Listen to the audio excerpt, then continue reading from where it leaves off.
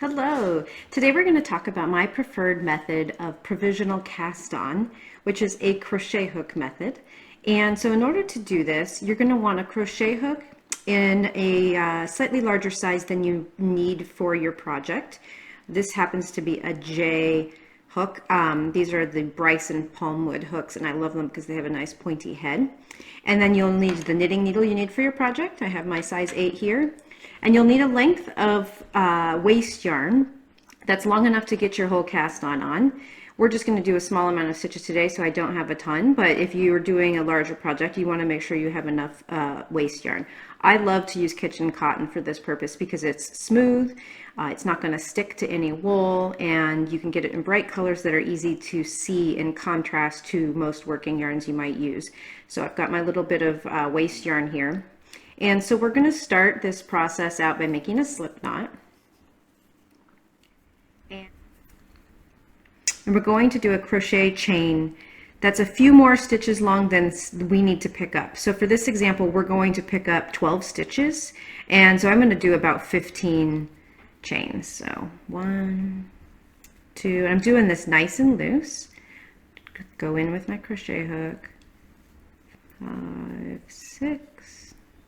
7, 8, 9, 10, 11, 12, 13, 14, 15. I'll just do one more, and I'm just going to pull, if I had a whole ball attached here, I would cut it and pull it through. I'm just going to pull this long length all the way through so that maybe I could use this again in a future project if I need to.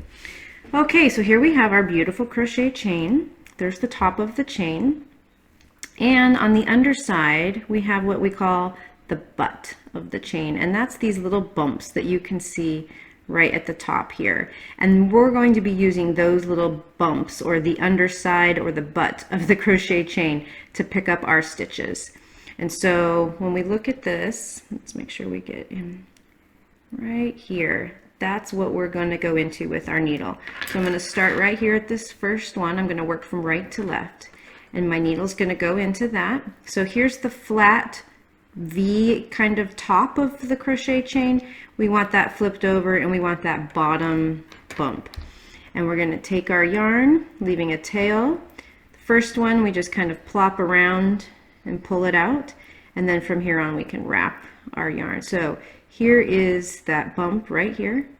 Here's the flat V of the chain, and I want this bump right here. I'm going to go in right there, and I'm going to wrap my working yarn around and bring out my stitch. There's 2, so we go right in here.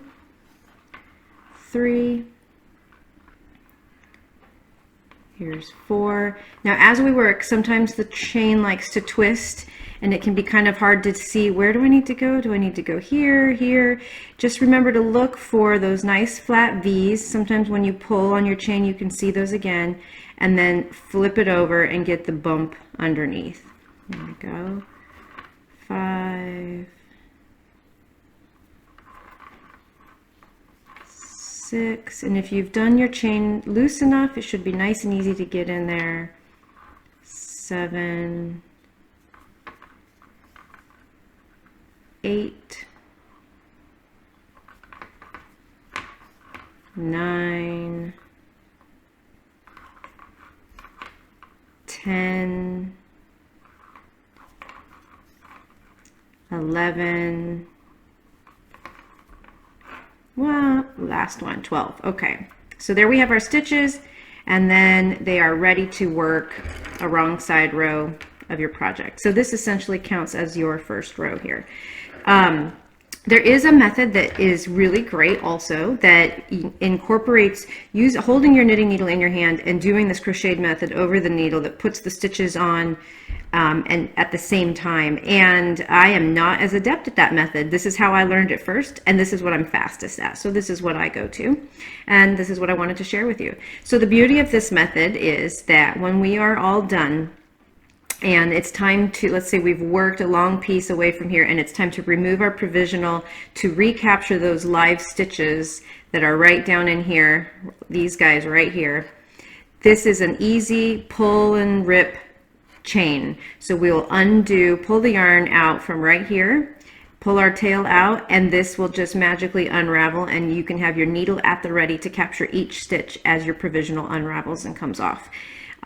So enjoy this provisional method, and you'll find it to be useful for a ton of projects these days.